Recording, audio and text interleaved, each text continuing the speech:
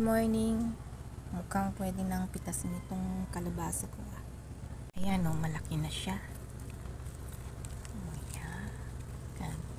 Papitas ko na lang kay Grandpa. Sabi nila lalaki daw ang unang pipitas ng bunga.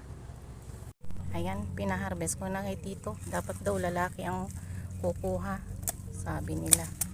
Ayan, sarap. Gumawa tayo ng palang, sigarilyas.